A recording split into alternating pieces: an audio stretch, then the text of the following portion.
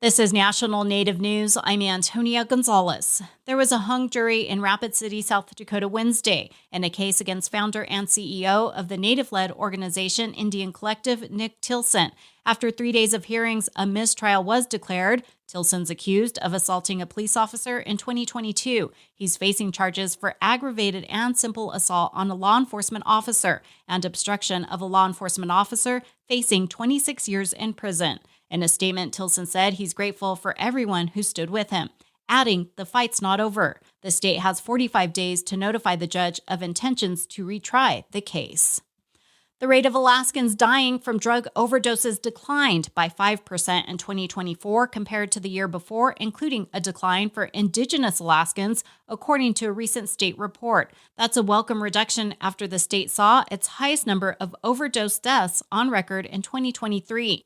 Alaska Public Media's Rachel Cassandra reports. The United States has seen significant declines in overdose death rates over the past 2 years. And now Alaska could be seeing the start of a similar reduction, according to experts. Teresa Welton is a manager for Alaska's Office of Substance Misuse and Addiction Prevention. She says the decline is good news for the state, even though the state's reduction is much smaller than the national one. I think we're on the right track. And she says the decline is likely partly due to state efforts. The report notes the state distributed 45,000 naloxone kits in 2024, with fentanyl test strips. The state has mobile crisis teams in Anchorage, Matsu, Fairbanks, Ketchikan, and Juneau. And Alaska has expanded access to medication-assisted treatment, recovery housing, and therapeutic courts. But Welton says there's more work to do, and it will require a collaborative effort among the state, tribal organizations, and local communities. Even with nationally, everybody is trying to look for that magic fix to start decreasing these deaths. And I think it's just a combination of supporting communities to address these issues at a community level and emphasizing prevention. She says it's expensive to build treatment facilities, so increasing access to buprenorphine and other medications for substance use disorders could help prevent overdose deaths. She says Alaska struggles with having enough resources to provide treatment for substance use disorders, partly because rural residents must travel for treatment. According to the report, fentanyl is Alaska's deadliest drug.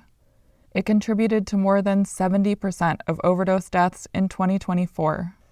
But Welton says it's crucial to note that many of the overdoses with fentanyl also included one or more other substances. In Anchorage, I'm Rachel Cassandra. This week, the U.S. Mint released this year's Native American $1 coin featuring Polly Cooper. The Oneida Indian Nation says she's recognized for bringing food and supplies to her homelands in upstate New York to Army troops at Valley Forge during the winter of 1777-78. The tribe says recognizing Cooper and the tribe as allies is timely, as the U.S. prepares to observe the 250th anniversary of the signing of the Declaration of Independence. The coin depicts Polly Cooper with General George Washington as she holds a basket of corn. Cooper stayed at the camp through the winter and taught soldiers how to prepare corn and cook for them in harsh conditions to help ensure their survival.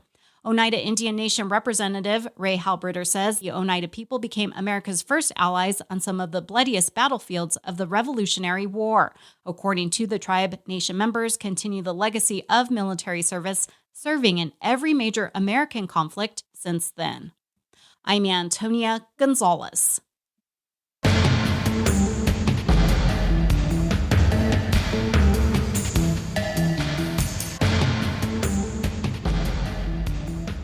National Native News is produced by Koahnic Broadcast Corporation with funding by the Corporation for Public Broadcasting. Tribal Development Partners, helping tribes build toward their goals through 105L leasing and essential facility development, empowering sovereignty, strengthening community. More at tribaldevpartners.com, proud supporters of this show. Hear that? Tribal college faculty do so much, one can't say it all here. Nothing but respect. Visit mostthoroughdjobdescription.com. The American Indian College Fund supports this program.